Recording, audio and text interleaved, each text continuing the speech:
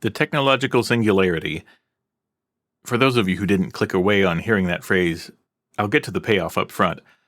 As I was about to say, the technological singularity is here.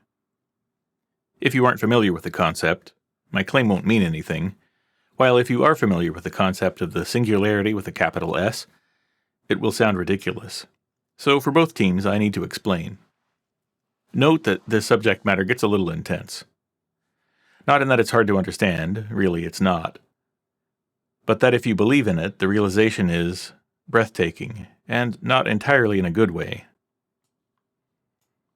In a sense, we end up at the edge of a cliff with clouds at our feet and no clue what's down there, or how big a drop we're in for.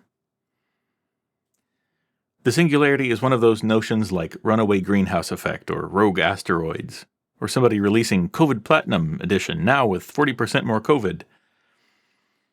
These potential threats are incredibly annoying when you can't be sure that they won't happen, when the door is left open a crack. Because if they did happen, everything else would suddenly become less important or simply irrelevant. And yet they're far from a certainty, so the sensible thing to do is what?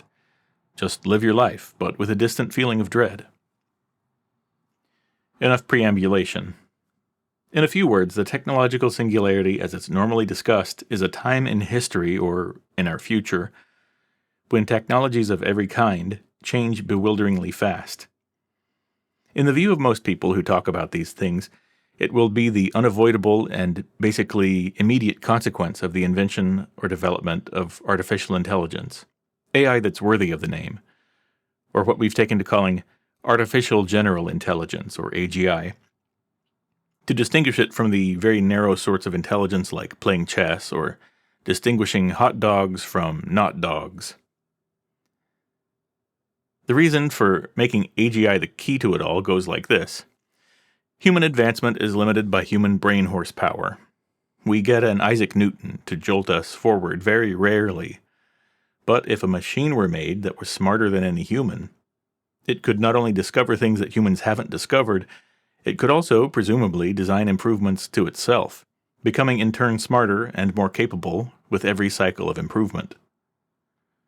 Soon it would be able to resolve all sorts of scientific questions that have stymied human scientists, and create wonderful, wondrous wonders to improve our quality of life, generate bounteous plenty, and generally make life easier and more pleasant for us, if it felt like it. The debate over whether we could keep a godlike intelligence contained is another issue. Anyway, a self-improving superintelligence is the centerpiece of the popular notion of a tech singularity. The person who did the most to formulate and clarify the concept of the singularity is a science fiction author and math professor named Vernor Vinge. In his famous 1993 essay, he asserted that intelligence beyond the human is the only spark that can set things off, for good or ill. Quote, "Within 30 years, we will have the technological means to create superhuman intelligence. Shortly after, the human era will be ended." Unquote. Considering that March 2023 was the month that AI finally scared the pants off of anyone paying attention, that summary might make you sweat a bit, being exactly 30 years later. Theorizers like parsimonious explanations, and I don't blame them. You just press on this spot and the whole machine will start up and run without further input from you. In other words, create AI and let the AI take it from there. But let me mention one more person whose point of view on this is a bit different. Ray Kurzweil, an important inventor who is known for taking a lot of vitamins and making a lot of predictions, he too believes that the singularity is coming, and that the singularity is near, as the title of his book on the subject puts it.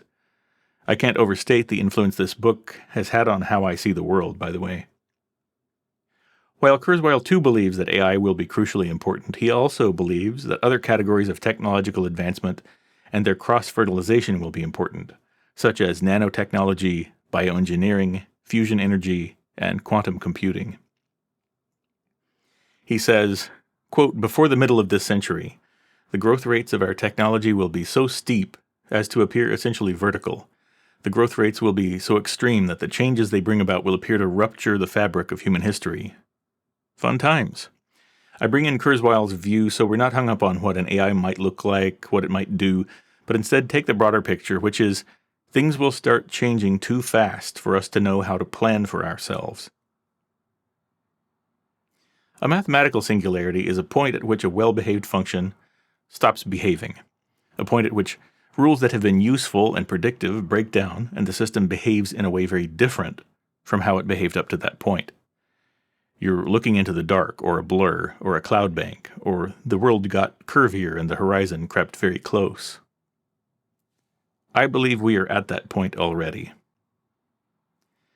Taking off from the William Gibson quote that the future has arrived, it's just not evenly distributed yet, I would put it this way. Some of us are already face to face with the obscurity part of the singularity. That is, some of us are unable to know what to do next year because we don't know what the world will look like in 5 years. To show it wasn't always this way, think about those in the 1880s who made their living by providing horse tack. Clearly, there was an expectation that eventually some sort of self-propelled road vehicle would arrive and cut into the market for horse-drawn transportation. But when automobiles showed up, they came in slowly over many decades, and the economic upheaval they caused also came in slowly. From the introduction of the Model A in 1927 to the inauguration of the interstate highway system in 1956, more than a quarter century passed. Even the dramatic decline of travel agencies as a result of online booking took almost 20 years, from around 1997 to around 2015. It's not fun to plan your next career, but surely this change didn't blindside anyone. The time horizon is getting shorter. In 1860, it was still sensible to make 30-year plans for yourself. In 1980, I think it's fair to say you could have been relatively confident in planning 20 years out, whereas I'd venture to say if 100 people in 2010 planned to buy themselves houses around the year 2020, the average outcome was much less average than it would have been in previous times. Instead of most people getting their house and a few stragglers falling behind schedule, you have some people getting their house and a lot of people seeing little to no progress towards the goal. The world moved in ways they didn't expect. And as of March 2023, when we got a hint of the power that artificial intelligence may have very soon, even highly educated and highly compensated people have to wonder if their jobs will be soaked up. Not this year, not next, but what about in 2033? If you're a paralegal, or a pharmacist, or you draft architectural plans, or you write marketing copy, or you order for a retail chain, or you prepare the final masters of pop songs, how many humans will still be employed doing that in 10 years, and will you be one of them? And if continuing to do that job turns into consulting with an AI at every step of the way, will you even want to keep doing it?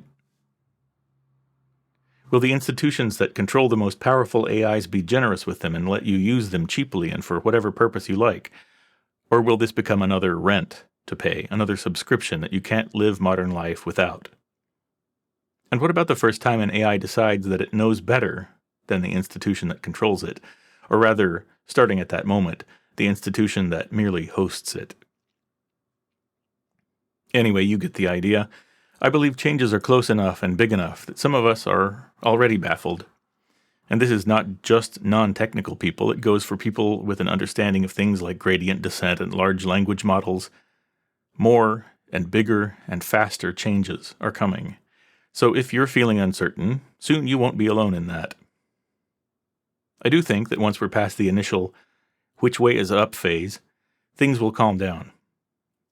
Not that technological change will slow, but the economic consequences of every sharp turn won't be felt so keenly because there will be more wealth to go around, and a superintelligence that lives alongside us will most likely devote some of its effort to keeping humans non-miserable.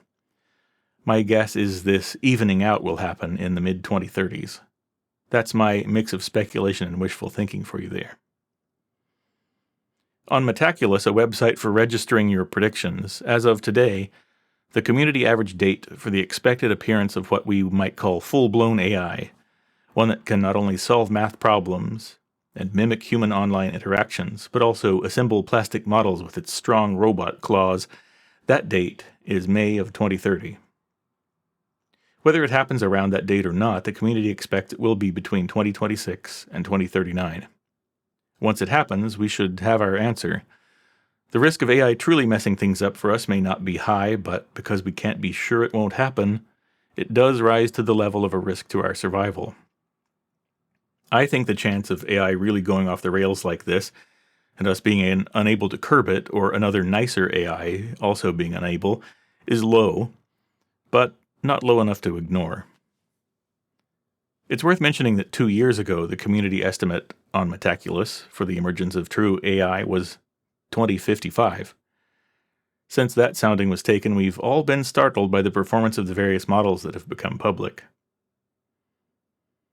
Coming back around to my main point, I believe we're already in a time where more and more people can foresee less and less of what they need to know to make life decisions.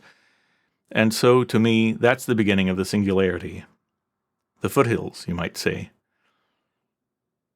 As to when the climb gets steep and the air gets thin, we could get to the crazy part of our timeline even between the next 2 Summer Olympics. Though it might be another decade after that, so don't quit your day job and wait for the computers to take care of us just yet. Maybe take care of us is not the best way to put it. Actually, no, I think that covers the bases. So, good luck out there. Be seeing you.